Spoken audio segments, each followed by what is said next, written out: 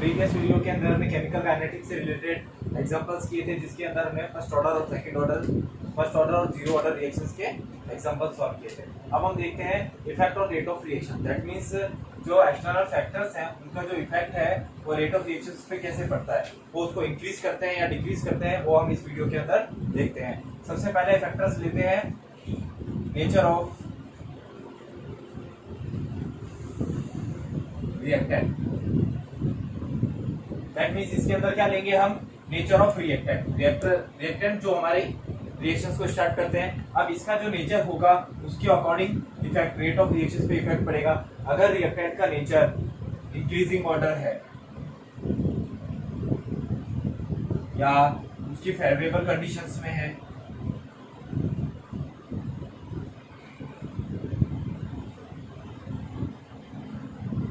तो उसका रिएक्टेंट क्या करेगा, उसको रेट ऑफ रिएक्शन को इंक्रीज करेगा।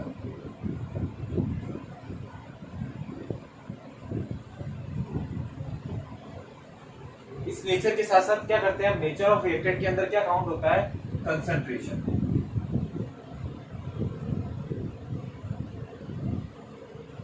हम नेचर के अंदर इसको क्या लिख सकते हैं, कंसंट्रेशन ऑफ रिएक्टेंट या नेचर ऑफ रिएक्टेंट, दोनों। क्या होगा, रिएक्टेंट से कंसंट्रेशन क्या होगी,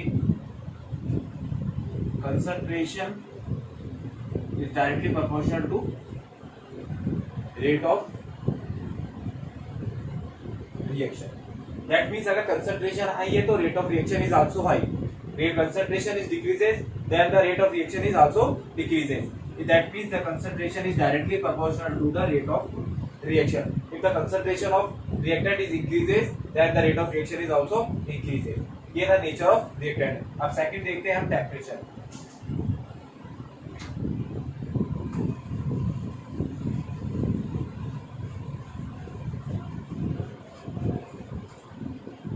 सेकंड लेते हैं हम टेम्परेचर।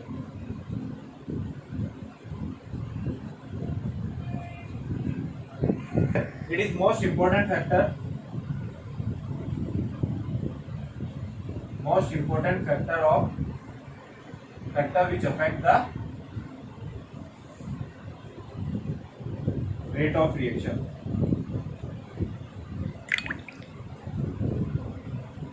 इसके अकॉर्डिंग क्या है, जो सबसे इंपॉर्टेंट फैक्टर है टेम्परेचर। मोस्टली जो रिएक्शंस हैं, mostly reactions increase with increase in temperature. जो सबसे ज्यादा मोस्टली रिएक्शंस है उनका टेम्परेचर इंक्रीज करेंगे तो उनकी rate of reaction also increase होगी। अब एग्जांपल्स लेते हैं हम इस वजह से।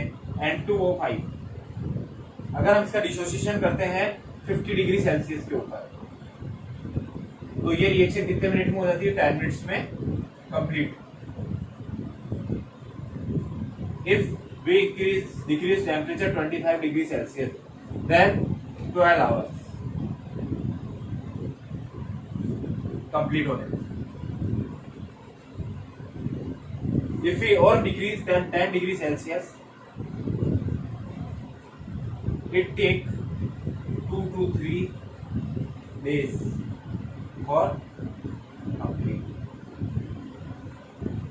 इतना वेरिएशंस होता है N2O5 के डिक्रीजिंग होने में। यानी जो वैनेडियम पेंटानाइट्रोजन है इसका अगर डिसोसिएशन कराएंगे हम 50 डिग्री सेल्सियस पे तो 10 मिनट्स में कंप्लीट हो जाएगी। 25 मिनट्स में करेंगे, टेम्परेचर डिग्री सेल्सियस रखेंगे तो 12 आवर्स में कंप्लीट होगी। अगर 10 डिग्री सेल्सियस रखेंगे तो 2 to 3 डेज फोर्स को कंप्लीट होने में लगते हैं। इतना वेरिएशंस टेम्परेचर्स के ऊपर डिपेंड करता है। टेम्परेचर्स के लिए हमने कैलकुलेशन किया है, important line, if we change the temperature of reaction in 10 degree Celsius, then the rate of reaction is half of previous time period। इसके अकॉर्डिंग कि अगर हम 10 डिग्री सेल्सियस टेम्परेचर अगर डिक्रीज या इंक्रीज करते हैं तो जो हमारा रेट ऑफ रिएक्शन का टाइम पीरियड है वो पहले के अकॉर्डिंग हाफ हो जाएगा। अगर हमने जैसे अभी देखा 50 से हमने 25 किया तो हमारा rate of time period 12 hours increase हो गया। हमने 10 डिग्री और किया तो 24 आवर्स कंप्लीट हो गया। यानी 10 डिग्री सेल्सियस हमने चेक किया है, जो हमारी रिएक्शन है उसके लिए सबसे कंपल्सरी टेम्परेचर है 10 डिग्री सेल्सियस। तो ये था टेम्परेचर के ऊपर इफेक्ट। अब हम देखते हैं next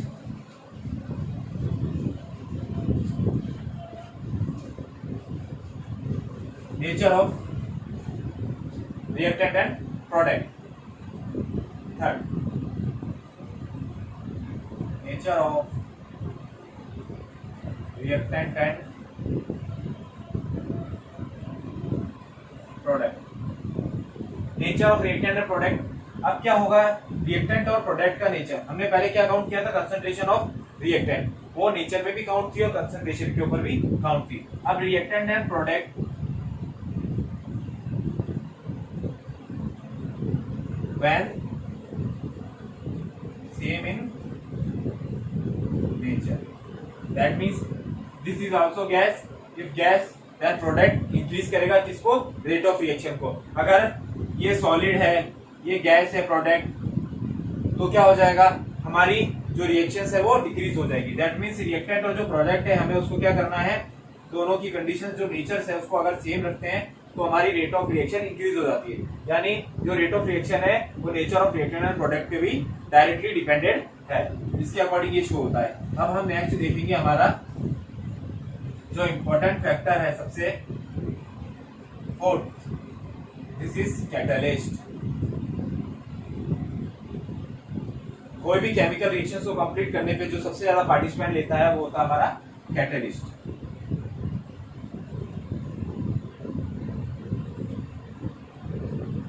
Important factor which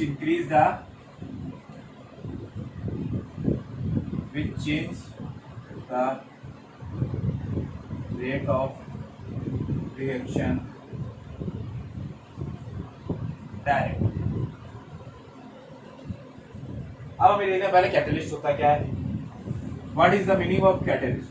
Catalyst is that product which change the velocity and speed of reaction without any independence participant of cell। That means अगर खुद का कोई पार्टिसिपेंट नहीं होता और रेट ऑफ रिएक्शन को इंक्रीज या डिक्रीज कर सकते हैं, वो कंपाउंड्स होते हैं कैटलिस्ट। अगर हम अब इसको एक ग्राफ के अकॉर्डिंग देखते हैं, ग्राफ के अकॉर्डिंग हम एक ड्रॉ करते हैं।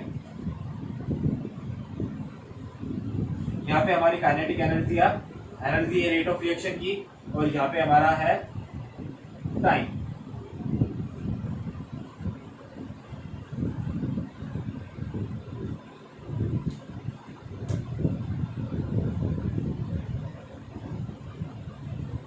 इसको हम लेते हैं without catalyst and this is presence of catalyst. That means इसे क्या शो होगा, ये तो था हमारा क्या, एवरेज स्पीड।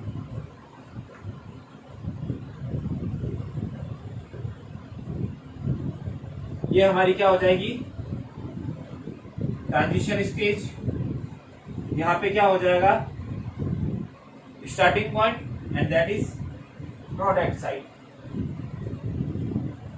इस ग्राफ के अकॉर्डिंग क्या हो रहा है, अगर हम रिएक्शन को हमारी विदाउट प्रेजेंस ऑफ कैटलिस्ट में शोर करेंगे तो इस रिएक्शन को कंप्लीट होने के लिए इतना सा, यानी स्लो स्पीड से चेंज होगी। अगर हम इसको कैटलिस्ट की प्रेजेंस में करा रहे हैं तो जो हमारी increasing in changing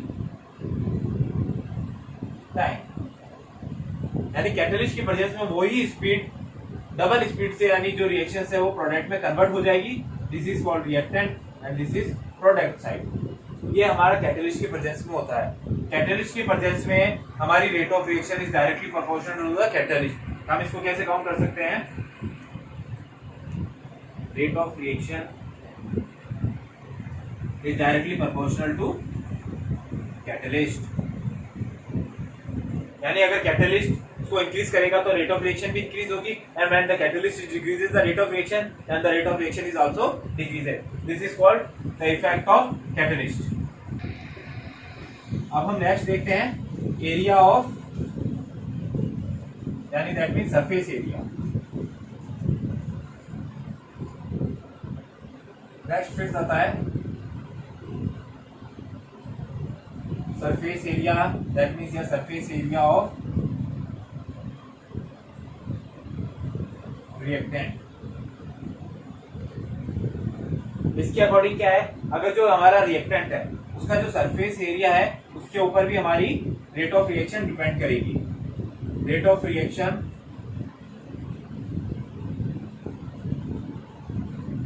is inversely proportional to surface area. That means अगर देखिए सरफेस एरिया क्या हो गया, जो हमारी outer side boundary of reactant, अगर रिएक्टेंट की आउटर साइड बाउंड्री इंक्रीज है, दैट मींस बड़ी है, तो क्या होगा, उसे रिएक्शंस को कंप्लीट होने में क्या time more, that means time ज्यादा लगेगा। अगर हमारा reactant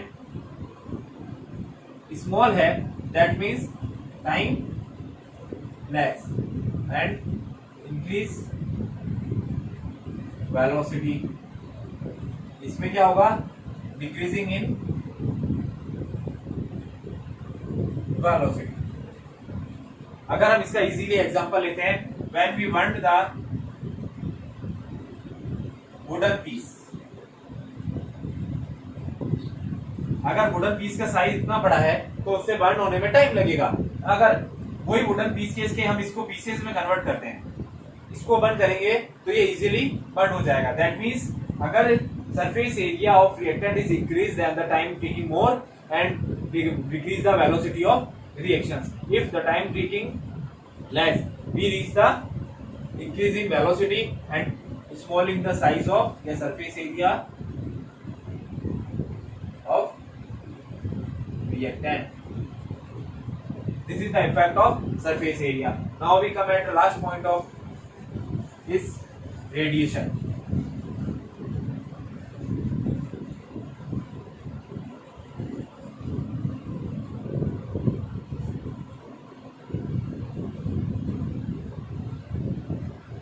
Radiation, that means light. Some reactions are done in dark sites.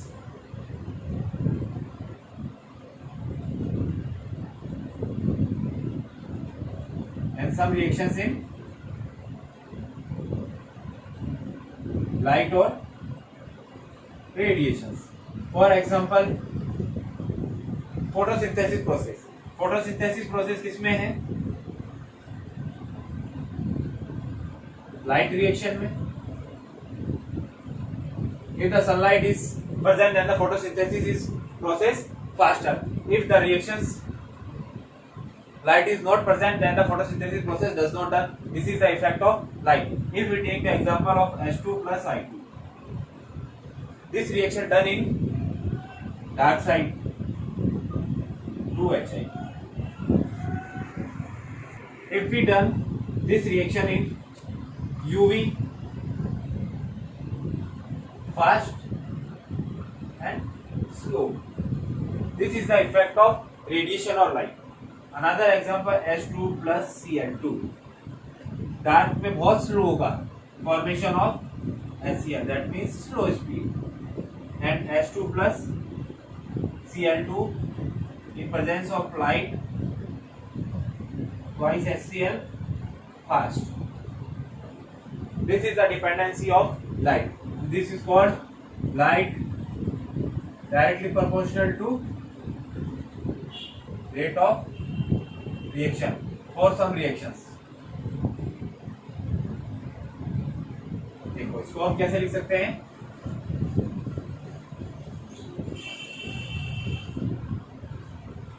for some reactions which done in light or radiation is directly proportional to rate of reaction, and for some reactions done in dark side is directly proportional to rate of reaction. इसके according अगर हमने dark side वाली reactions को light में कराया तो rate of reaction को decrease कर देगी एंड इंक्रीजिंग क्या होगा जो डार्क साइड में होनी चाहिए। अगर हमने लाइट साइड वाली रिएक्शंस को डार्क साइड में कराया तो वो हमारी रेट ऑफ रिएक्शन को डिक्रीज कर देंगी और इंक्रीज करना है तो उसे लाइट साइड में कराना था। ये था radiations of effect of light. Next topic पे जाते हैं collision theory which is given by Arrhenius.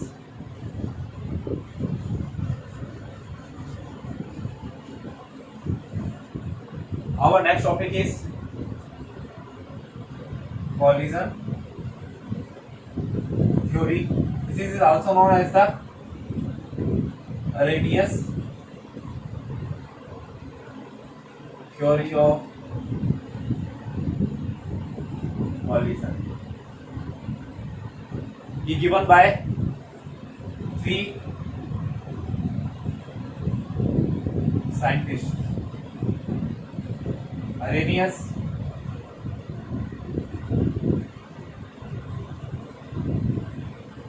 William Lewis,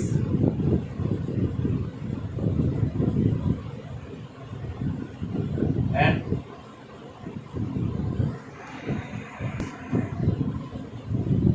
इन तीनों साइंटिस्ट के अकॉर्डिंग कॉलिजन थ्योरी गिवन करी। Collision theory directly dependent to temperature.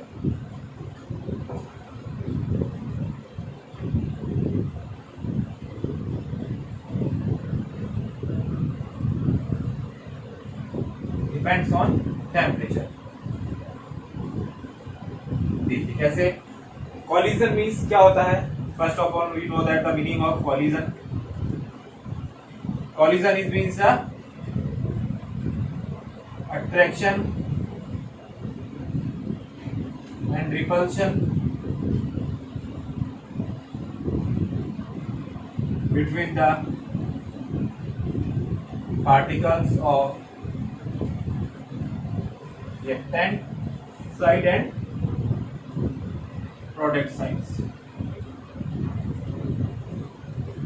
यानी जो रिएक्टेंट एंड प्रोडक्ट के पार्टिकल्स उनके बीच में अट्रैक्शन या रिपल्शन हो सकता है। हम इसको हिंदी में या लैंग्वेज में क्या कह सकते हैं, जो पार्टिकल्स हैं उनके आपस के बीच में कॉलिजन हो रहा है या टक्कर हो रही है। वो पार्टिकल्स क्या होते हैं, आपस में एक दूसरे से टकराते हैं या उनके बीच में अट्रैक्शन होता है या एक दूसरे को रिपल करके दूर भगाते हैं, वो होता है कॉलिजन। अब इसमें डिफरेंस टर्म्स आती है कि कॉलिजन थ्योरी के अकॉर्डिंग होता क्या है, क्या मीन्स है। इसके अंदर हम देखते हैं सबसे पहले collision frequency.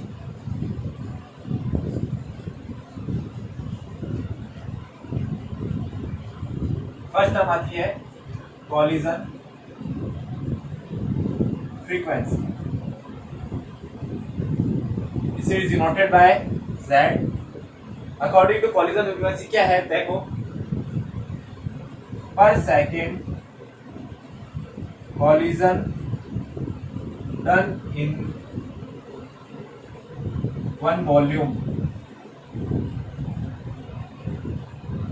is called collision frequency। यानी एक वॉल्यूम के अंदर जो पर second collision done in one volume is called collision frequency। कौन से, द पार्टिकल्स ऑफ रिएक्टेंट।